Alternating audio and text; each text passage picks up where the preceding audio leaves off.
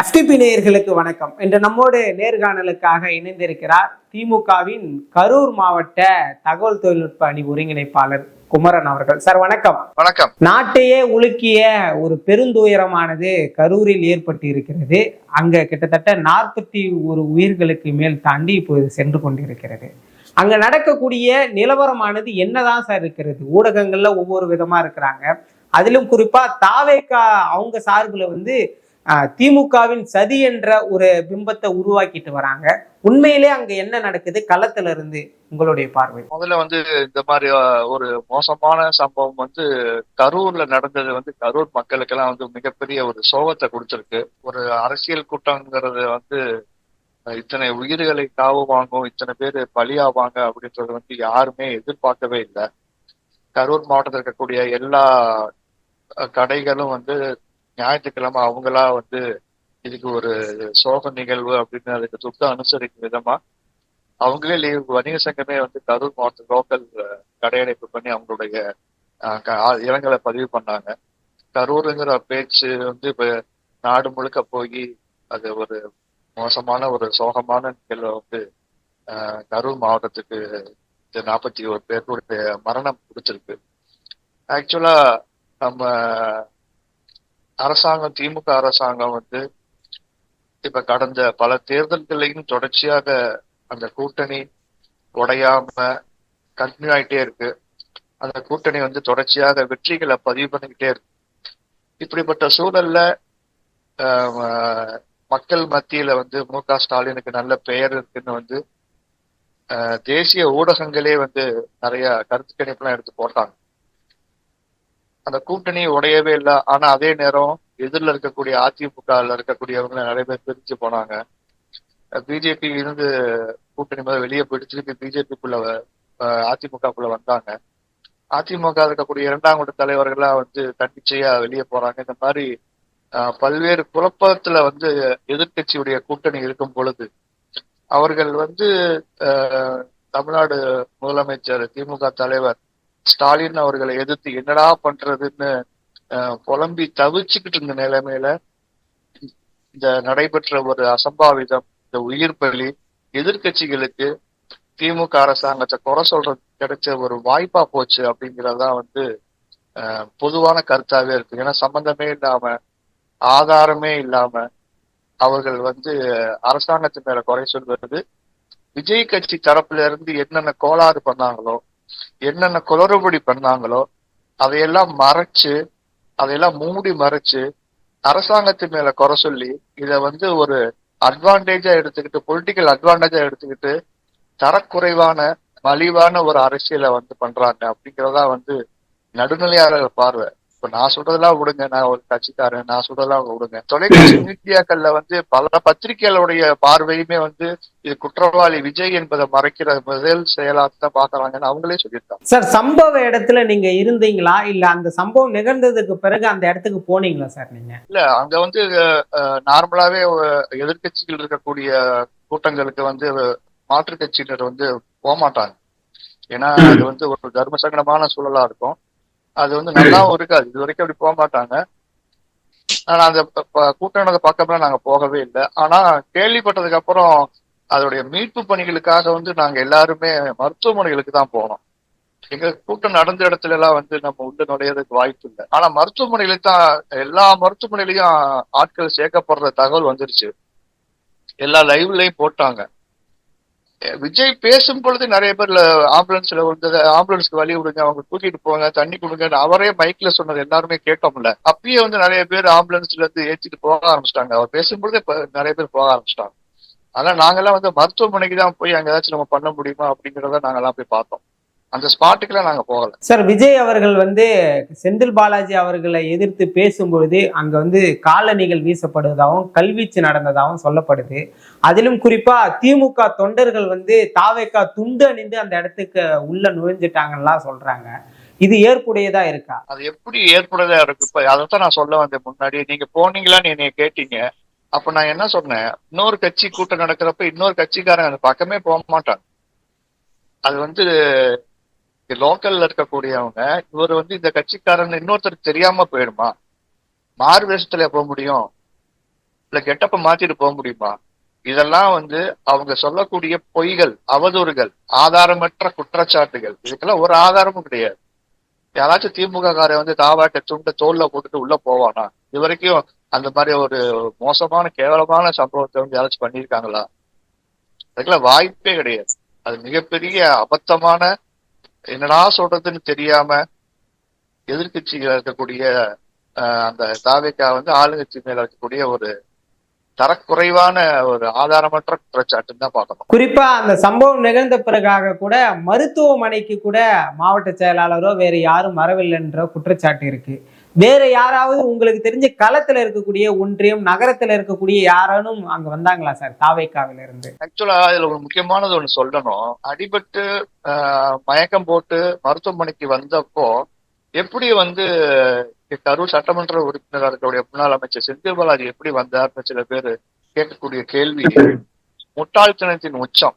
ஏன்னா நம்ம டிவியில பார்த்தோம், லைவ்ல பார்த்தோம், நிறைய பேர் வந்து மயக்கம் போட்டு விழுந்தாங்க. செந்தில் பாலாஜி அவர்கள் மருத்துவமனைக்கு போவதற்கு முன்பாகவே கிட்டத்தட்ட 30 பேர் அந்த மருத்துவமனையில் அட்மிட் ஆயிட்டாங்க. தீவிர சிகிச்சை பிரிவுல இருந்தாங்க. அப்பதான் இவர் உள்ள போறாரு. இவர் போய் வந்து உள்ள என்ன நடக்குதுன்னு பாக்குறாரு. அந்த வீடியோ எல்லா பக்கமும் லைவ், அவருடைய பேஜ் லைவ்ல ஓடி இருக்கு, பாக்கலாம் நீங்க. 30 பேர் கீழே விழுந்துட்டாங்கன்ற நியூஸ் சிஎம்க்கு போகுது. சிஎம் இங்க லோக்கல் அட்மின்ல இருக்கக்கூடிய அமைச்சரை தொடர்பு கொள்றாரு, போய் பாக்குறாரு. அன்பில் மகேஷை வந்து அவர் ஊர்ல இருந்து போக சொல்றாரு. திண்டுக்கல் மாவட்ட கலெக்டரை இங்க வர சொல்றாரு. நாமக்கல் மாவட்டம் எல்லா மாவட்டத்தினுடைய மருத்துவர்களை இங்க வர சொல்றாரு. ஏன்னா 30 பேருக்கு மேல வந்து அட்மிட் ஆங்க, இது வரைக்கும் அட்மிட் ஆயிட்டாங்க நியூஸ் வந்து சிஎம்க்கு போயிருச்சு. ஒரு அமைச்சர் செந்தில் பாலாஜி அங்க போகும் பொழுது 30 பேருக்கு மேல அங்க தீவிர சிகிச்சை பிரிவு இருந்தாங்க. வீடியோ ஆதாரமே இருக்கு. அவங்களுக்கு எல்லாம் வந்து இந்த ஹார்ட் பம்பிங் கொடுத்துட்டு இருந்தாங்க. ஹார்ட் நின்று போச்சு, அவங்க மேல ஏறி ஹார்ட் அமுக்கிட்டு இருந்தாங்க. இவர் உள்ள போறப்ப அமுக்கிட்டு இருந்தாங்க. ஒரு லேடி அமுக்கிட்டு இருந்தாங்க, ஒரு ஜென்ஸ் அமுக்கிட்டு இருந்தாங்க. அதெல்லாம் நீங்க லைவ்ல இருக்கு, யாரும் பொய் சொல்ல முடியாது. இவர் வந்து அந்த அமராவதி மருத்துவமனைங்கிறது கோயம்புத்தூர் ரோட்ல தான் இருக்குது. அந்த மருத்துவமனையில இருந்து சும்மா வாக்கபிள் டிஸ்டன்ஸ் தான் திமுக ஆபீஸ். அங்கிருந்து தான் அவர் போயிருக்காரு. இவர் எப்படி போனாருன்னா, கரூர் என்ன சென்னை மாதிரியான பெரிய சிட்டியா? இந்த அமராவதி மருத்துவமனை இருக்கிற இடம் திமுக ஆபீஸ், கலைஞர் அறிவாலயம் இருக்கும் இடத்துல வாக்கபிள் டிஸ்டன்ஸ். உடனே வந்துட்டாரு கேள்விப்பட்டதும். இவங்கதான் வந்தாங்க, கட்சி நிர்வாகி தான் வந்தாங்க. அப்படி பார்த்தா அதிமுக விஜயபாஸ்கரும் ஒரு 6 மணி நேரத்துல வந்துட்டாரு. அவர் வீடியோவும் போட்டிருக்காரு, இது பார்க்கலாம். அப்ப அவருக்கு தொடர்பு இருக்குன்னு சொல்லலாமா? அதிமுக விஜயபாஸ்கர் வந்திருந்தாருங்க, அப்ப அவருக்கு தொடர்பு இருக்குன்னு சொல்லிடலாமா? அவர் வீடியோ போட்டிருக்காரு. கரூர் மக்களுக்கே பரவிடுச்சு. ஆனா விஜய் கட்சி நிர்வாகிகள் இப்ப வரைக்கும் மருத்துவமனை பக்கமே வரல, ஒருத்தர் கூட வரல. இப்படி தலைமறைவாக இருக்கிறதுக்கு காரணம் அவர்களே ஒரு இடத்துல கூட்டத்தை கூட்டி அரசு மீது வந்துட்டு அவ பேரை ஏற்படுத்தணுன்றதுக்காகவே இதை செஞ்சிருக்காங்கன்னு நம்மளால பார்க்க முடியல. அவங்க வந்து திமுகவின் சதின்னு சொல்லும் போது இப்படி ஒரு பார்வையை நம்ம பாக்குறது தப்பு இல்ல தானே சார்? கண்டிப்பா அவங்க வந்து இத எப்படின்னா, இது வந்து அமைச்சர் செந்தில் பாலாஜியை பத்தி பேசணும், கரூர்ல வந்து ஒரு பெரிய கூட்டத்தை காட்டணும் அப்படிங்கிறது விஜயுடைய நோக்கமா இருந்தது. அதனாலதான் அவர் தாமதமா 6 மணிக்கு மேல லேட் பண்ணதான் நிறைய கூட்டம் வரும், ஈவினிங் டைம் நல்லா மக்கள் நல்லா கூட்டமா வந்ததுக்கு அப்புறம் போய்க்கலான்னு தான் பிளான் பண்ணி தான் வந்து அவர் லேட் பண்ணாரு. கூட்டம் கூடட்டும் அப்படின்னு தான் லேட் பண்ணியே வந்தார். இவர் மேலே ஏறி அந்த பைபாஸ்ல இருந்து அந்த வேலுசாமிபுரம் நடந்தது மீட்டிங் நடந்த ஸ்பாட்டுக்கு வந்து வெறும் 1 கிலோமீட்டர் கூட இருக்காது. 5:15 வந்து பைபாஸ் வந்தவர் ஈஸியா வந்துடலாம் அந்த இடத்துல. எடப்பாடி பழனிசாமி பேசின அதே இடம் தான், அதே வேலுசாமிபுரம் தான். இதுதான் வந்து இந்த ஒரு தற்கூரி கட்சிகள்ங்கிறதுக்கு வந்து இதெல்லாம் எடுத்துக்காட்டு. ஒரு 5:30 வந்து பைபாஸ் வந்துட்டு 1 கிலோமீட்டர் இடத்துக்கு 7 மணி வரைக்கும் வராம கூட்டம் கூடட்டும்னு கூட்டிட்டு அங்க போய் தள்ளுமுள்ள ஆகுறதுக்கு அவர் வெளியவே வராம உள்ளேயே இருட்டு லைட் ஆஃப் பண்ணிட்டு சட்டரையும் இறக்கிட்டு உள்ளே உட்கார்ந்தது ஒரு காரணம். பைபாஸ்ல அவர் முகத்தை பார்க்க முடியாதவங்க அந்த வண்டிக்கு பின்னாடியே அலையா வந்து அவர் போய் வேன் கடைசியா நின்று பேசின இடத்துல அங்க நின்ற மக்கள் மேல போய் இந்த பக்கம் வந்தவங்க போய் மோதி மிகப்பெரிய தள்ளுமுள்ளாகி விஜய் பேசுவதற்கு முன்னமே பல பேர் மயக்கம் போட்டு விழுந்துட்டாங்க. மயக்கம் போட்டு விழுந்தவங்க எல்லாருமே இறந்துட்டாங்க. அவங்க யாருமே வந்து உயிர் ஆஸ்பத்திரிக்கே வரல. வரும்பொழுதே அவங்க உடல் வரும்பொழுதே அவங்க மரணம் அடைஞ்சுதான் வந்தாங்க. ஆஸ்பத்திரிக்கு வரதுக்கு முன்னாடி எல்லாருமே இறந்துட்டாங்க. அவர் பேசும் பொழுதே பல பேர் இறந்து விழுந்துட்டாங்க. அதுதான் உண்மை. சார், இத்தனை உயிர்கள் பலியான பிறகும் கூட தாவேக்காவிலிருந்து யாரும் வந்து அங்க பார்க்கல. நீங்க கூட சொல்லியிருந்தீங்க, உங்களுக்கு நெருக்கமான ஒருத்தவர் கூட உயிர் இழந்ததா சொல்லியிருக்கீங்க. அது எப்படி சார் வந்து சதியா இருக்கும்? அப்போ வந்து திட்டமிட்டு சதியை செய்தது தாவேக்கான்ற ஒரு நிரூபணமான ஒரு சூழ்நிலையில நாம் இருக்கோம். அங்க களத்துல தாவேக்காவை எப்படி சார் பார்க்கறாங்க மக்கள்? அதாவது என்னுடைய அலுவலகத்தில் பணியாற்றுகிற லோகேஷ் என்பவருடைய அம்மா தான் அந்த கடைசியா இறந்தவங்க. சுகுணா நேற்று திங்கட்கிழமை அதிகாலை இறந்தாங்க. அவங்க வீடு அந்த பக்கம் தான் இருக்கு, வேலுசாமிபுரத்துல தான் வீடு இருக்கு. சரி, எல்லாம் வந்து போய் பாக்குறாங்களேன்னு போய் அந்த ஈவினிங் 6 மணிக்கு மேல போனதுனால அவங்களும் ஒரு கம்பெனில சூப்பர்வைசரா ஒர்க் பண்றாங்க. எக்ஸ்போர்ட் கரூர்ல ஃபுல்லா எக்ஸ்போர்ட் கம்பெனி நிறைய இருக்கு. அங்க எல்லாருமே மேக்சிமம் வேலை பார்ப்பாங்க. 6 மணிக்கு எல்லா பேர்த்துடைய வேலையும் முடிஞ்சிடும். பெண்களுக்கு குறிப்பா 6 மணிக்கு மேல வேலை செய்ய மாட்டாங்க. 6 மணிக்கு அவங்க டைம் முடிஞ்சிடும். இந்த மாதிரி 6 மணிக்கு மேல வேலை முடிஞ்சவங்க எல்லாருமே அங்க வந்திருக்காங்க. அந்த விஜய பாக்குற கூட்டத்தை பார்க்கல அப்படின்னு நடிகரை பார்க்கக்கூடிய ஆர்வம் எல்லாருக்குமே இருக்கும்ல, அவங்களும் வந்திருக்காங்க. அவங்க வீட்டு பக்கத்துனால அவங்க போய் அந்த அவங்க இருக்கக்கூடிய தெரு முனையில நின்று பார்த்திருக்காங்க. அந்த கூட்ட தள்ளு முள்ளுல அவங்க சிக்கி அவங்க அன்கான்சியஸ் ஆயிட்டாங்க. அவங்கள ஐசியூல வச்சிருந்து கண்ணு முழிக்காமயே இறந்துட்டாங்க. நேற்றுக்கு விக்ரம் அதிகாலையில வந்து அந்த சம்பவம் நடந்துச்சு. நேற்று ஃபுல்லா அவங்க எல்லாம் கிளியர் பண்ணி கொடுத்துட்டு தான் வந்தோம். இது வந்து ஒரு மிகவும் ஒரு பொறுப்பற்ற, ஒரு மனிதாபிமானமற்ற, இப்படி ஒரு அரசியல் கட்சி உலகத்திலேயே இருந்திருக்கா. தன்னுடைய தொண்டர்கள் இவ்வளவு பேர் செத்துருக்காங்க, அதை பத்தி ஒரு அறிக்கை விடுறதுக்கு கூட, ஒரு 4 வார்த்தை பேசுறதுக்கு கூட பயந்துகிட்டு ஊருக்கு உடனே ஓடி போய் இங்க 7 மணிக்கு 8 மணிக்கு இந்த மாதிரி சம்பவம் நடந்துச்சு. 11 மணிக்கெல்லாம் வீட்டுல போய் கதவு போட்டுன தலைவர், அரசியல் தலைவர் உலகத்திலேயே நடிகர் விஜயா தான் இருக்க முடியும். அப்புறம் ஃபாலோ பண்ற எல்லா பேருமே அதே மாதிரி போய் அடைஞ்சுக்கிட்டாங்க, காணா போயிட்டாங்க. ஒரு நிர்வாகி கூட வீட்டுல இல்லைங்க. கரூர் மாவட்ட தாவேகா ஆபீஸ் பூட்டு போட்டு பூட்டி இருக்கு. இவங்க எல்லாம் வந்து மக்களை காப்பாத்த போறாங்களா? இவங்க தமிழ்நாட்டுக்கு நேரம் சிஎம் ஆகி எல்லாத்தையும் எல்லா பிரச்சனைகளுமே பேஸ் பண்ணக்கூடிய ஆளா இருக்க போறாரா? தொண்டர்கள், தன்னுடைய கட்சிக்காரவங்க, தன்னை பார்க்க வந்தவங்க இத்தனை பேர் பலியாயிருக்காங்களேன்னு ஒரு மனசாட்சி உறுத்தல் கூட இல்லாம ஓடி போய் வீட்டுல ஒளிஞ்சுக்கிட்டவரு எப்படி வந்து இந்த நாட்டுக்கு வந்து ஒரு சிஎம் வரணும்னு ஆசைப்படுறாரு? இதுதான் இன்னைக்கு எல்லா பேருடைய மனசுலயும் ஓடுது. பல பேருடைய வீடியோ வந்து சில பேர் திட்டம் போட்டு மாத்தி மடைமாற்றி பாதிக்கப்பட்டவங்களை விட்டுட்டு மற்றவங்கள்ட்ட பேட்டி எடுத்து போடுறாங்க. பாதிக்கப்பட்டவங்ககிட்ட போய் நீங்க ஒரு பேட்டி எடுத்து பாருங்க. கைது பண்ணி சிறையில் போட்டாதான் இறந்து போன என்னுடைய மச்சின ஆன்மா சாந்தி அடையும்னு என்கிட்ட ஒருத்தர் நேரா சொல்லி அழுது கையை பிடிச்சு அழுதாரு. நீங்க நேர்ல இருந்து பார்த்திருப்பீங்க அங்க கரூர்ல எவ்வளவு பெரிய துயரமான சம்பவம். ஆனா justice for Karur, justice for அங்க கரூர் மக்கள்னு போடாம வி ஸ்டாண்ட் ஃபார் விஜய் அப்படின்னு, நாங்க இருக்கும் விஜய் அண்ணாக்காக அப்படின்னு எல்லாரும் விஜய்க்காக ஆதரவு தெரிவிக்கிறாங்க. இது எவ்வளவு ஒரு முட்டாள்தனமான ஒரு இதா இருக்குது சார். அந்த முட்டாள்தனம் தான் சொன்னேன் நான். கரூரை பொறுத்த வரைக்கும் செந்தில் பாலாஜி எதிர்த்து இவங்களால அரசியல் பண்ண முடியல. அவர் வந்து களத்துல நிப்பாட்டி நேருக்கு நேரம் களத்துல நிக்க வச்சுதான் ஜெயிச்சு பழக்கமே தவிர, இந்த மாதிரியான ஒரு குறுக்குத்தனமான புத்தியில வந்து இதுவரைக்கும் அந்த மாதிரியான எண்ணம் கொண்டவர் கிடையாது. தமிழக கரூர் மக்களுக்கு ஏதாச்சும் ஒன்றுனா அவர் எந்த கட்சினா பார்க்க மாட்டார், ஆளா போய் நிக்கிறவரு செந்தில் பாலாஜி. இதுதான் அவருடைய அரசியல் சரித்திரம். அப்படிதான் கரூர்ல எல்லா நிகழ்ச்சிகளுக்கும் அன்னதானம் கொடுப்பாரு, எல்லா நிகழ்ச்சிகளுக்கும் சொந்தமா வாட்டர் சப்ளை பண்றாரு அவர் பேர்ல, அவருடைய அறக்கட்டளை பேர்ல. அந்த வாட்டர் பாட்டில எடுத்து கையில வச்சுக்கிட்டு இந்த வாட்டர் பாட்டில் எப்படி போச்சுன்னு கேக்குறாங்க. அரசியல் அறியாமைங்கிறது. வாட்டர் பாட்டிலாம் ஒரு சாட்சியா? வாட்டர் பாட்டில வச்சு கையில வச்சுக்கிட்டு இந்த வாட்டர் பாட்டில் எப்படி வந்து மக்களுக்கு தண்ணி கொடுக்க போச்சுன்னு அதுக்கு ஆதாரமும் இல்ல, சாட்சியும் இல்ல. கையில இருக்க ஒரு வாட்டர் பாட்டில் ஒரு சாட்சி ஆயிடுமா? இந்த உங்களுடன் ஸ்டாலின் முகாம் நடக்குது, இங்க கோயில் திருவிழாக்கள் நடக்குது, கும்பாபிஷேகம் நடக்குது, எல்லாத்துக்குமே அன்னதானம் கொடுக்கறாரு. அப்ப அந்த தண்ணி பாட்டிலுமே இலவசமா கொடுக்கறாரு. இப்பயே வந்து அந்த தண்ணி கம்பெனில வந்து அவர் அறக்கட்டளையில வந்து தண்ணி பாட்டில் 1/2 லிட்டர் பாட்டில் 1 லிட்டர் பாட்டில் இப்பயும் ஸ்டாக் இருக்குது. அதுக்காக வந்து இந்த மாதிரி சம்பவங்களுக்கு எல்லாம் அவர் தண்ணி ரெடி பண்ணி வச்சிருக்காருன்னு சொல்ல முடியுமா? அவ்வளவு அபத்தமான ஒரு ஆதாரமற்ற அபாண்டமான குற்றச்சாட்டு இது. அவரை வீழ்த்த முடியல, அதனால அப்படி பொய் பேசுறாங்க. ஸ்டாலின் அவர்களை எதிர்த்து நிக்க முடியல, அதனால பொய் பேசுறாங்க. இந்த இதுல அதிமுக பாஜக 2 பேரும் கூட்டணி சேர்ந்துக்கிட்டாங்க. விஜய் கட்சி கூட கூட்டணி சேர்ந்துக்கிட்டு அபத்தமான ஆதாரமற்ற பேச்சுகளை வந்து ஸ்டாண்ட் வித் விஜய் ஹேஷ்டேக்ல ஆட்கள் பொய்யான ஆட்களை வச்சுக்கிட்டு பொய்யான முகமூடியை வச்சுக்கிட்டு பல இன்ஃபுளுசர்ஸ்க்கு பே பண்ணி இந்த மாதிரியான ஒரு கேவலமான செயலை செஞ்சுட்டு இருக்கலாம். சார், இப்ப 40 உயிர்களை பலி கொடுத்துதான் அந்த இடத்துல திமுக தங்களுடைய ஓட்டு வங்கியை நிர்வகிக்க வேண்டும் என்ற அளவுக்கு திமுக அந்த இடத்துல கட்டமைப்பு இல்லாத இருக்கிறதா நீங்க பாக்குறீங்களா?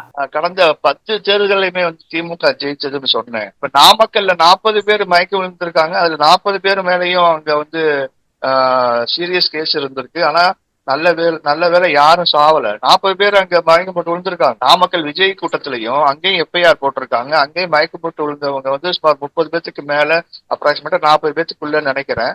அந்த 40 பேத்துக்கு மேலேயுமே மயக்கம் போட்டு விழுந்ததுனால அங்கேயும் விஜய் கட்சி மேல எஃப்ஐஆர் போட்டிருக்காங்க. கரூர்ல மட்டும்தான் திட்டம் போட்டு இதை பண்றாங்களா?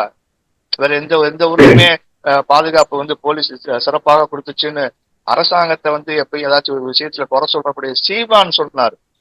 திமுக விடுங்க, சீமான் சொன்னாரே போலீஸ் சிறப்பாக பாதுகாப்பு கொடுத்திருந்தார்கள், போலீஸ் தான் நிறைய பேர்த்த காப்பாத்துனாங்க, போலீஸ் அந்த காப்பாத்தாட்டி இன்னும் உயிர் பலி அதிகமா இருக்குன்னு நாம் தமிழர் கட்சியின் சீமான் அவர்கள் தெளிவா சொன்னாரு. திமுகவை குறை சொல்றவரு அவர் இந்த வாய்ப்பை பயன்படுத்தி அவரும் ஏதாவது சொல்லிட்டு போயிருக்கலாமே. ஆனா இதுல அவரு போலீஸ் சிறப்பா தான் செயல்பட்டாங்க, அதெல்லாம் ஏத்துக்க முடியாதுன்னு சொல்லிட்டு போயிருக்காரு. விஜய் அவர்களே குறிப்பிட்டு சொன்னார் இல்லையா பேசுறதுக்கு முன்பாக? ஆமா, அவருடைய பேச்சு ஆரம்பிக்கும் பொழுது காவல்துறைக்கு என் மனமார்ந்த நன்றி, அவங்க ஹெல்ப் இல்லைன்னா நான் என் வண்டி இந்த இடத்துக்கே வந்திருக்காது, முழுக்க முழுக்க அவங்கதான் காரணம், once again thank you very much அப்படின்னு சொன்னார். அதே மாதிரி நிறைய பேர் விழுகுறாங்க, ஆம்புலன்ஸ்ல ஏத்துறாங்க, காவல்துறை தயவு செய்து அவங்களுக்கு உண்டான வழி ஏற்படுத்தி கொடுத்து அந்த ஆம்புலன்ஸ் பத்திரமா வெளியே போறதுக்கு ஹெல்ப் பண்ணுங்கன்னு மைக்ல சொன்னார் விஜய். மைக்ல பேசும்பொழுது சொன்னார். அவர் பேசும் பொழுதே ஆம்புலன்ஸ் முன்னாடி நிறைய பேர் உள்ள ஏத்திட்டு இருந்தாங்க. கீழ இருந்து தண்ணி கேக்குறாங்க, சில அங்க தண்ணி வேணுமான்னு தண்ணியை தூக்கி போடுறாரு. அவருடைய கவனத்தை எங்க பக்கம் திருப்புறதுக்காக சில பேர் கீழ இருந்து அவங்க செருப்பெல்லாம் போட்டாங்க. சார் இங்க பாருங்கிற மாதிரி செருப்பெல்லாம் போட்டு தண்ணி கேட்டாங்க. செருப்பு போட்டவங்களும் தண்ணி கேட்கறதுக்கு தான் போட்டிருக்காங்க. ஓ, தண்ணி வேண்டுன்றதுக்காக செருப்பு போட்டாங்க. அட்டென்ஷன், அவருடைய அட்டென்ஷன் திருப்புறதுக்கு கத்தி பார்ப்பாங்க. கை தூக்கினாலும் தெரியாது, கத்துனாலும் தெரியாது. சோ கையில இருக்கிறத எடுத்து தூக்கி போடுறாங்க, இந்த பக்கம் பாருங்க அப்படிங்கிற மாதிரி அட்டென்ஷன் திசை திருப்பி அவர் கவனத்தை ஈர்க்கிறதுக்காக அவங்க செருப்பை இந்த மாதிரி போட்டு தண்ணி கேட்கறாங்க. அவர் அந்த பக்கம் தண்ணி எடுத்து கொடுக்குறாரு. இதெல்லாம் விசாரணையில வரும். இஷ்டத்துக்கு வாய்க்கு வந்த பொய்யை யார் வேணா பேசலாம். இதெல்லாம் விசாரணையில வரும். யாரு போட்டாங்க எல்லாமே வீடியோ ஃபுட்டேஜ் இருக்குல்ல, யாராச்சும் இந்த காலத்துல ஏமாத்த முடியுமா? அதே மாதிரி கரூர் மாவட்ட திமுகன்னு போட்டு ஒரு ஆம்புலன்ஸ் அந்த கூட்டத்துக்குள்ள போக முடியுமா? சென்ஸ் வேணாமா? நம்ம திமுக தான் எதிரின்னு சொல்லி திட்டிட்டு இருக்காங்க விஜய் ஒவ்வொரு மேடையிலையும். அப்படி இருக்கும் பொழுது தாவேக்கா நடத்துற கூட்டத்துல திமுக மாவட்ட அணின்னு சொல்லி ஆம்புலன்ஸ் உள்ள போக முடியுமா? முன்னாடி அடிச்சு நொறுக்கிட மாட்டாங்க? வாய்க்கு வந்த பொய்க்கு ஒரு அளவு இல்லையா சார்? தொடர்ந்து இந்த காவல்துறை சதியை தொடர்ந்து தாவேக்காவினர் என்ன குற்றச்சாட்டு வைக்கிறாங்கன்னா, அங்க கரண்ட் கட் பண்ணாங்க அப்படின்னு எல்லாரும் பரவலா சொல்லிட்டு இருக்காங்க. உண்மையிலே அங்க கரண்ட் கட் பண்ணப்பட்டதா? அங்க பின்னாடி என்ன சார் நடந்தது? ஆக்சுவலா அந்த கூட்டத்துக்கு விஜய் கட்சியினுடைய லெட்டர் பேட்ல, மாவட்ட லெட்டர் பேட்ல இந்த மாதிரி தொண்டர்களுடைய பாதுகாப்பு கருதி மின்சாரத்தை விஜய் வரும் நேரங்களில் துண்டித்து தருமாறு அன்புடன் கேட்டுக்கொள்கிறோம் அப்படின்னு கடிதம் கொடுத்திருக்காங்க. அந்த கடிதத்தோட காப்பி தான் சமூக வலைதளங்கள்ல வெளியாகி இருக்கு.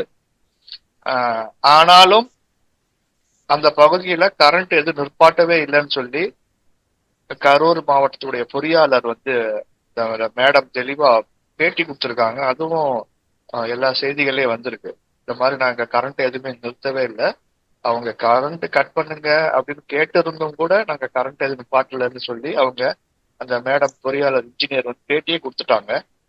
அந்த பகுதி மக்கள் பேட்டி கொடுத்திருக்காங்க. அந்த இடத்துடைய எங்க நடந்துச்சோ, அந்த வீடு எந்த வீட்டு ஏட்ல நின்னாங்களோ அந்த வீட்டு ஓனர் பேட்டி கொடுத்திருக்காரு. முக்கியமான மீடியாக்கள் எல்லாம் வந்திருக்கு. அவங்க தெளிவா சொல்றாங்க கரண்ட் எல்லாம் எதுவும் நிறுத்தலன்னு. அங்க ஒரு ஜெனரேட்டர் ரூம்னு பெருசா ரோட்டிலேயே போட்டிருந்திருக்காங்க. அது சுற்றிலையும் சாதாரண தகர மறைப்பு மாதிரி வச்சு கட்டியிருக்காங்க. எல்லா வீடியோக்கள்ல எல்லாத்துலயுமே அது வந்துருச்சு. அந்த தகர செட்டுக்கு வெளியில அப்படியே பிரஷர்ல கூட்டம் போட்டு அமுக்குது. தகர செட்டை உடைச்சுக்கிட்டு அமுக்கிக்கிட்டு உள்ள நிறைய பேர் போய் விழுந்து அந்த ஜெனரேட்டர் மேல எல்லாம் போய் விழுந்து அங்க ஒரு பாதுகாப்பு கருதி ஒரு 5 நிமிஷமோ என்னமோ கரண்ட் அந்த ஜென்ரேட்டர் கரண்ட்டை நிறுத்திட்டு திருப்பியும் அதையுமே கொடுத்துட்டாங்க. ஸோ அந்த மாதிரியா நடந்துன்னு சொல்லி இது கரண்ட்ல யாரும் கட் பண்ணவே இல்லை. திருப்பியும் அந்த வெளிச்சம் வந்துருச்சு. அது வீடியோலயே நீங்க பார்க்கலாம். ஜெய் பேசும்பொழுது கரண்ட் அந்த வீடியோ லைட் எல்லாம் போயிடுச்சு, எல்லா லைட்டும் ஆன் ஆயிடுச்சு. அந்த ஜென்ரேட்டருக்குள்ளயும் பல பேர் போய் அமைங்கி மிதிச்சு, கை காலை மிதிச்சு, கழுத்தை மிதிச்சு ஒரே தள்ளுமுண்டு. யாருக்கும் எந்த ஒரு அக்கறையும் இந்த மனித உயிர்களுக்கு மதிப்பே இல்லாம தான் தப்புனா போதுங்கிறதெல்லாம் விட தான் தலைவனை பார்க்கணும்னு ஒரு என்ன மாதிரியான ஒரு வெறித்தனம் அது. இந்த மாதிரியான ஒரு நடிகர்களை பார்க்கணும்னு ஏறி மிதிச்சு சக மனித உயிர்கள் மேல மேதி மிதிச்சு, நெஞ்சில மிதிச்சு, கழுத்துல மிதிச்சு, அப்படி போய் என்ன தலைவனை பார்த்து என்ன பண்ண போறீங்க? செத்து போனது யாரு? குடும்பத்துக்கு இப்ப யாரு பதில் சொல்றது? ஒரு காட்டுமிராண்டித்தனமான ஒரு கோரத்தனமான ஒரு மைண்ட் செட் அந்த தொண்டர்கள் மத்தியில ஏன் தொடர்ச்சியாக அந்த கட்சி தலைவர்கள் விதிச்சுக்கிட்டே இருக்காங்க? காவல்துறை சொல்றதெல்லாம் கேட்கவே கூடாதுங்கிற மாதிரி அவர் தலைவரே பேசுறாரு. காவல்துறை எதிர்த்து பேசுறாரு. காவல்துறைக்கு ஒத்துழைங்க, காவல்துறை சொல்றது கேளுங்கன்னு ஒரு தலைவர் பேசணும். பின்னாடியே வராதீங்கன்னு காவல்துறை சொன்னா எப்படி நீங்க கட்டுப்பாடு விதிக்கலாங்கிறாங்க. பொது இடத்துல நீங்க மேல ஏறி கை காட்டாதீங்க, அந்த இடத்துல தள்ளுமுள்ளு ஆகும்னு சொல்றாங்க காவல்துறை. எப்படி நீங்க மக்கள்கிட்ட கை காட்ட நீங்க தடுக்கலான்னு கேட்கறான். வீடியோல வந்துச்சு, நீங்க பாத்துருப்பீங்க. பின்னாடியே வந்தவங்க நிறைய பேர் இடிச்சிட்டு விழுகுறாங்க. உளுந்தவங்க மேல ஏறி ஓடியாடுறாங்க. அது பாத்தீங்களா? கீழே உளுந்து கிடக்குறாங்க, அவங்க மேல ஏறி மிதிச்சு ஓடியாடுறாங்க. அவங்கள தூக்கி விடல. அப்படி அந்த வண்டி பின்னாடியே ஓடி வரணும்னு ஒரு வெறி. இந்த வெறியெல்லாம் எப்படி வருது? போலீஸ் சொல்றதெல்லாம் கேட்க கூடாதுன்னு எப்படி இந்த ஒரு போலீஸ்க்கு எதிரான மனநிலையை தொண்டருக்கு மத்தியில உருவாக்குறாரு? இதை பத்தி எல்லாம் இந்த அதிமுக தலைவர் எடப்பாடி பழனிசாமி பேசினாரா? இதை பத்தி பாஜக தலைவர் பேசினாரா? இதை பத்தி தாவேக தொண்டர்கள் யாராச்சும் பேசினாங்களா? ஏன் போலீஸ் எதுக்குறீங்க? போலீஸ் சொல்றதை ஏன் ஃபாலோ பண்ண மாட்டீங்க? போலீஸ் கண்டிஷன் எல்லாம் ஏன் வீம்புக்குன்னே மீறுறீங்க? டயத்துக்கு சொன்னா டயத்துக்கு போகணும்ல. 10,000 பேர் தான் வராங்கன்னு லெட்டர் கொடுத்துட்டு 35,000 பேர் வந்தா அதுக்கு யாரு பொறுப்பு? காவல்துறை பொறுப்பா? நீங்க தானே பொறுப்பு. 2 மணிக்கு வரேன்னு சொன்னா 3 மணிக்கு வந்திருந்தா கூட ஒரு உயிர் கூட போயிருக்காது. ஒரு உயிர் கூட போயிருக்காது. இங்க கரூர் எல்லாம் காலையில 5 மணி 6 மணிக்கெல்லாம் நிக்க ஆரம்பிச்சிட்டாங்க. 12 மணிக்கு வர போறாரு. ஆனா சாயந்தரம் 7 மணிக்கு வர. கிட்டத்தட்ட 10 மணி நேரம் 12 மணி நேரம் அந்த வெயில்ல தண்ணி இல்லாம சோறு இல்லாம எப்படி ஒரு மனுஷனால் நிக்க முடியும்? இதுக்கெல்லாம் யார் பொறுப்பு? இதை போய் கவர்மெண்ட் எப்படி பாதுகாக்கும்? நீங்க சொன்ன 10,000 பேருக்கு 500 போலீஸ் தான் அதான் ஒரு நடைமுறை, அதான் ஒரு விதிமுறை, அது மாதிரிதான் போட்டிருக்குன்னு டிஜிபி தெளிவா சொல்றாரு. அந்த கூட்டத்துக்கு போகாதீங்க, ரொம்ப கூட்டமா இருக்கு, முன்னாடி ஒரு 50 மீட்டருக்கு முன்னாடியே பேசுங்கன்னு சொல்றாரு. இல்லன்னு அங்கதான் போவே நடமுடிச்சிருக்காங்க. இதெல்லாம் எது சொன்னாலும் கேட்க மாட்டாங்க. மரத்து மேல ஏறுவாங்க, மரத்துடைய கிளையெல்லாம் உடைப்பாங்க, போஸ்ட் மரத்து மேல ஏறுவாங்க. வீடு எல்லாம் அந்த ஏரியா போய் பாருங்க. அந்த ஏரியா சுற்றிலும் சீல் வச்சிருக்காங்க. ஏன்னா விசாரணை நடக்கிறதுனால சுற்றிலும் சீல் வச்சிருக்காங்க. சுனாமி போன மாதிரி இருக்குது அந்த ஏரியா. எல்லா வீடும் அப்படியே இடிஞ்சு கிடக்குது, மரமெல்லாம் உடஞ்சு கிடக்குது. செருப்பு மட்டும் ஒரு 1000 கணக்கு செருப்பு கிடக்கு. ஒரு கூட்டம் நடந்தா எப்படிதான் இருக்குமா? தமிழ்நாட்டுல இப்படி பார்த்திருக்கோமா எங்கேயாச்சும்?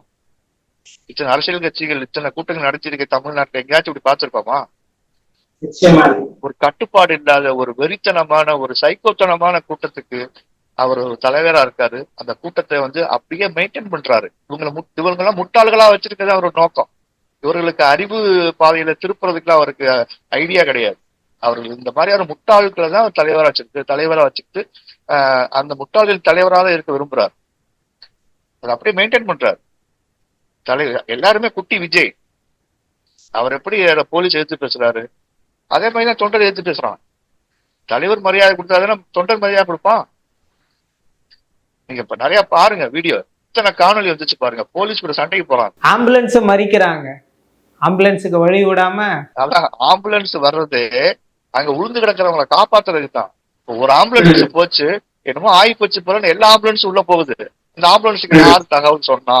அங்கதான் நெட்டே இல்லையே, ஜாம் ஆயிடுச்சு நெட்வொர்க்கு. யாரு அவங்களுக்கு தகவல் சொன்னாலும் முட்டாள் மாதிரி கேட்கறான் கேள்வி. அப்ப வீண் புக்னு செட்டிங் பண்ணி வந்தீங்களான்னு கேட்கறான். ஒரு ஆம்புலன்ஸ் போனாலே 10 ஆம்புலன்ஸ் அந்த இடத்துக்கு போவான், நம்ம ஆயிப்போச்சு போலன்னு சொல்லி. இப்ப நம்ம ரோட்ல போறோம், ரோட்ல போறப்ப ஒருத்தர் கீழே விழுந்து அடிபட்டுட்டாருன்னா அந்த பக்கம் வண்டியில போறவர் அங்க யாரும் அடிபட்டு விழுந்திருக்காங்கன்னு போய் அங்க மூலையில நிக்க ஒரு ஆம்புலன்ஸ் சொன்னா அந்த ஆம்புலன்ஸ் வருவாங்க. இந்த பக்கம் போய் சொன்னா அந்த ஆம்புலன்ஸ் வருவாங்க. ஒரே ஒரு ஆம்புலன்ஸ் ஏத்திட்டு போயிடுவாங்க அடிபட்டவரை. ஆனா இந்த இந்த மாதிரி வண்டியில பாத்துட்டு போனவங்க சொன்ன 4 ஆம்புலன்ஸ் சும்மா வந்துட்டு போகும். நீங்க கவனிச்சிருப்பீங்க. அடிபட்டுட்டாம்ல, ஆக்சிடென்ட் ஆயிடுச்சு, என்ன ஆச்சுன்னு, இல்லங்க அந்த வண்டியில வந்து ஏத்திட்டு போயிட்டாங்க அப்படின்னு சொல்லி அனுப்பிடுவாங்க. சும்மாவாச்சும் 4 ஆம்புலன்ஸ் வந்து கேட்பாங்க, இது விழுந்துட்டாராமே. அது மாதிரி தகவல் கேள்விப்பட்டு அமராவதி மருத்துவமனைக்கு 20 பேர் 30 பேர் அடிபட்டு வந்ததும் அங்க இருந்து நிறைய ஆம்புலன்ஸ் அங்க போயிருக்காங்க ஸ்பாட்டுக்கு. என்ன ஆச்சு ஏதாச்சு 4 பேருக்கு தூக்கலாங்கன்னு போயிருக்காங்க. நீ எப்படி வந்து அவனை உள்ள விடாம போட்டு அவனை அடிச்சு சட்டையெல்லாம் கிழிச்சு எல்லாமே காணொலி வந்துருக்கு பாருங்க. யார காப்பாத்த, உங்க நிர்வாகிகளை காப்பாத்த, உங்க தொண்டர்களை காப்பாத்த, விழுந்து போன அப்பாவி உயிர்களை காப்பாத்ததானே போனாங்க. அவங்கள போட்டு அடிச்சு யாருக்காக நீங்க அரசியல் பண்றீங்க? மக்களுக்காக அரசியல். மக்களை காப்பாற்றக்கூடாதுன்னு ஆம்புலன்ஸ மறிச்சா அப்ப உங்க அரசியல் யாருக்காக? அந்த தொண்டர்கள் தான் சரியில்லைன்னு பார்த்தோம்னா, அந்த கட்சியுடைய வழக்கறிஞர் என்ன சொல்றாரு, அங்க இறந்தவங்க எல்லாம் அந்த கூட்டத்துக்கு வந்து இறந்தவங்க தான்ன்றதே எங்களுக்கு சந்தேகமா இருக்குது, அதனால நாங்க வந்து சிபிஐ விசாரணையை நாடுறோம்னு சொல்றாங்க. கட்சி தலைவர்கள் பேசுறது எல்லாமே அவங்க மேலதான் எல்லா தப்புன்னு ஓப்பனா வெளிக்காட்டுற மாதிரியே தான் இருக்குது. அவங்க எல்லாம் வந்து நடிகர் விஜய உள்ள போட்டு ஜெயில உள்ள போட்டு பெயிலே வராத மாதிரி என்னென்ன நடக்கணுமோ அதுக்கு ஏத்த மாதிரி அவங்க கட்சிக்காரங்களே பேசிட்டு இருக்கிறாங்க. அந்த வழக்கறிஞர் பேசின ஒரு பேச்சு போதுங்க விஜய கைது பண்றதுக்கு. அது தெரியுமா? அவர் வழக்கறிஞர், அவரு செம்ம காமெடி. அவர் பேசின ஒரு பேச்சு போதும் அவர் கைது பண்றதுக்கு விஜய. அவங்களே பாயிண்ட் எடுத்து கொடுக்குறாங்க. ஏன்னா எல்லாமே பொய். அதுக்கு மேல இன்னைக்கு காலையில இந்த ஆதவ் அர்ஜுனா ஒரு பதிவை போட்டுட்டு எடுத்துட்டாரு. அந்த பதிவுல போட்டிருக்காரு, முட்டாள்தனமா போட்டிருக்காரு. கலவரத்தை தூண்டக்கூடிய விதமா இருக்கு அந்த பதிவே. ரசிகர்கள் சும்மா இருக்க மாட்டாங்க. இந்த மாதிரி ஓப்பனிங் ஷோ சினிமா போல நினைச்சுக்கிட்டாங்க அரசியல. எப்படி அஜித் ரசிகர்கள் இருந்து நெட்ல திட்டுறாங்க, அது மாதிரி வந்து கட்சிக்காரங்களை சிஎம் கட்சிக்காரங்களையும் அமைச்சர்களையும் அந்த மாதிரி திட்டுறாங்க. ரெண்டும் ஒண்ணு நினைச்சுக்கிட்டாங்க. அந்த அளவுக்கு ஒரு முட்டாள்தனமான தற்குறித்தனமான கூட்டத்தை தான் வச்சிருக்காரு விஜய். அஜித்தை திட்டுற மாதிரி சிஎம் திட்ட முடியுமா? அஜித் ஒரு பெருந்தன்மையா போயிடுவாரு, அரசியல்வாதியை போயிடுவாங்களா? சிஎம்ஆ இருக்கிற போயிடுவாங்களா? அப்ப மோடி திட்டினா மோடி சும்மா விட்டுருவாரா? எத்தனை பத்திரிகையாளர் மேல கேஸ் போட்டு உள்ள வச்சிருக்காரு மோடி ஜெயில. இன்னைக்கு வரைக்கும் ஜாமீன் கொடுக்காம எத்தனை பத்திரிகையாளர் உள்ள இருக்காங்க. அது மாதிரி தமிழ்நாட்டுல இருக்கிற இந்த மாதிரி பேசினவங்க, அபத்தமா பேசினவங்கள, பொய் பேசினவங்கள, அவதூறு குற்றச்சாட்டு பேசினவங்கள, ஆதாரம் எல்லாம் பேசினவங்கள அரசாங்கம் பார்த்துட்டு சும்மா இருக்குமா? இதுல ஓப்பனிங் சினிமாவா? ஏன் நடிகை தான் டாப்பு, ஓ நடிகை வீக்குன்னு சொல்லி அவதூறா பேசுறதுக்கு, அர்த்தகிருத்தமா பேசுறதுக்கு, ஆபாசமா பேசுறதுக்கு எவ்வளவு அபியூஸ் பண்ணி பேசுறாங்க தெரியுமா? ஒரு பொடி பையன் பேசுறான், சிஎம் சவால் விடுறான், சாதாரண சினிமா சவால் விடுற மாதிரி. அந்த பதிவையும் எடுத்துட்டு ஓடிட்டான். எத்தனை பேருடைய வாழ்க்கை போகுது பாருங்க. இப்ப இவனுக்காக எடுத்து பேசினவன் ஜெயில போட்டா ஒருத்தன் கதறான், நான் போலீஸ் வேலைக்கு போறேன், என் மேல கேஸ் வேண்டாம், போலீஸ் வேலை கிடைக்காது, தெரியாம பண்ணிட்டு மன்னிப்பு கேட்கறான். எத்தனை பேருடைய வாழ்க்கையை வந்து ஒரு குருட்டுத்தனமா அவன் வந்து கெடுத்து விடுறான் பாருங்க விஜய். அவன் இப்ப ஏசில படுத்துக்கிட்டான். இப்ப யாரு நாங்க ரோட்ல நிக்கிறதுன்னு பாதிக்கப்பட்ட குடும்பத்துல ஒரு பெண்ணு பேசின வீடியோ இருக்கு தெரியுமா? நீ போய் படுத்துக்கிட்ட, இப்ப நாங்க யாரா எங்க ரோட்ல எங்க உடம்பு, எங்க உறவினர்களோட உடம்ப கையில வச்சு நாங்க உட்காந்துருக்கோம், நீ இப்ப ஏசில படுத்துக்கிட்ட, திருப்பி நீ மாநாடு எங்கேயாச்சும் கூப்பிட்டு எங்களை எல்லாம் கூப்பிடு, பெருப்பகல் தேடிப்பேன்னு ஒரு லேடி பேசின வீடியோ இருக்குங்க. பாதிக்கப்பட்ட குடும்பத்துல இருந்து ஒரு லேடி. நீதான் நாட்டை காப்பாத்த போய் நாளைக்கு முதலமைச்சராக போறியா? அப்படியே கேட்கறாங்க அந்த கேள்வி. மக்களை நல்வழிப்படுத்த தானே ஒரு தலைவனா இருக்க முடியும். தன்னுடைய தொண்டனை அடிபட்டு விழுந்தானா கை கொடுத்து தூக்க ஓடி வரந்தானே ஒரு தலைவனா இருக்க முடியும். இப்படி ஒரு அரசியல் தலைவன் இந்தியாவே பார்த்தது இல்லையே. நிச்சயமா சார், இந்த தாவேகாவின் பெருந்துயர சம்பவத்தில் இருக்கக்கூடிய பல்வேறு சந்தேகமான கேள்விக்கு மிக தெளிவா பதில் சொன்னீங்க. நம்ம மேலும் ஒரு காணொலியில சந்திக்கலாம் சார். நன்றி சார். தேங்க்யூ.